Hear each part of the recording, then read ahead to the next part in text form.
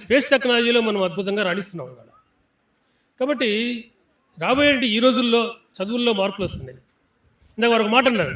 ఏమన్నారంటే, మీరు చదువుకునేటువంటివి 6th క్లాస్లో 7th క్లాస్ చదువుకునేటువంటి వాటిని మేము కాలేజీలో చదువుకున్నామని. మీకు అర్థమయ్యే మాటలో చెప్తాను నేను.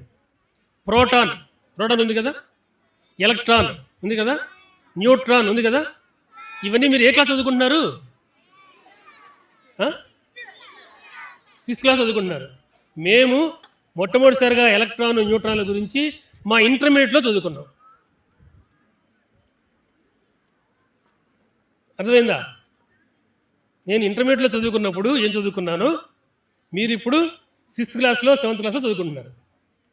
సైన్స్ ఎంత అభివృద్ధి చెందుతుందో మీకు కనపడుతుంది.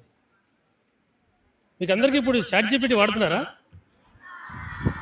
మీరు వాడచ్చు, కానీ వాడొద్దని పూర్తి చెప్పను, కానీ దాన్ని ఎంతవరకు వాడాలో అంతవరకే వాడండి. మీకేదో హోంవర్క్ ఇస్తారు.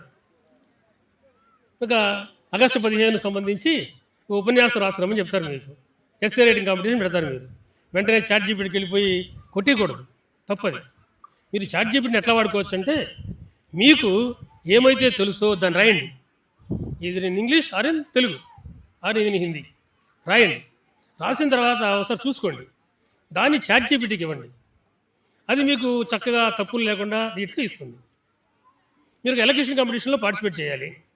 ఒక 5 నిమిషాల సేపు మిమ్మల్ని ఎలక్యూషన్లో పార్టిసిపేట్ చేయమని వాళ్ళు పిలిపిస్తారు. ఇస్తే మీరన్నా ChatGPTకో లేదా ఇంకోటో డీప్ సీకో వెళ్ళమాకండి.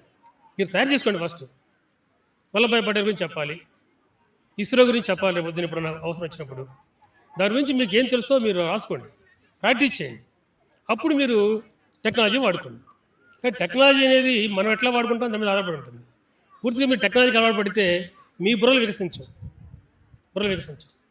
రాబోయే రోజుల్లో క్వాంటమ్ కంప్యూటింగ్ అని రాబోతోంది. క్వాంటమ్ కంప్యూటింగ్ బహుశా ఒక 10-15 ఏళ్లలో వచ్చేస్తుంది.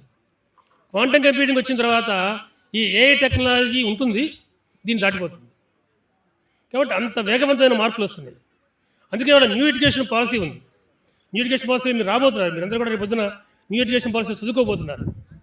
అందరికీ గవర్నమెంట్ ఉద్యోగాలు ఇవ్వలేదు, అసంభవం. ఏ దేశంలో కానీ ఏ సమాజంలో కానీ అన్ని గవర్నమెంట్ ఉద్యోగాలు ఉండడం అనేది అవ్వదు.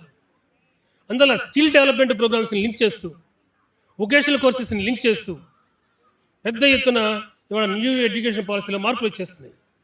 అందులో మీరు అందుపుచ్చుకోవచ్చు. మీకు ఎక్కడ ఏ రంగంలో ఎవరికి ఇంట్రెస్ట్ ఉందో అవి నేర్చుకోవచ్చు. ఉదాహరణకి ఇప్పుడు ఎలక్ట్రానిక్స్, మన సుగుణ సంస్థ వాళ్ళ ఆధ్వర్యంలో చక్కగా ఒక ఎలక్ట్రానిక్స్ ఎక్విప్మెంట్ దగ్గర తయారు చేస్తారు.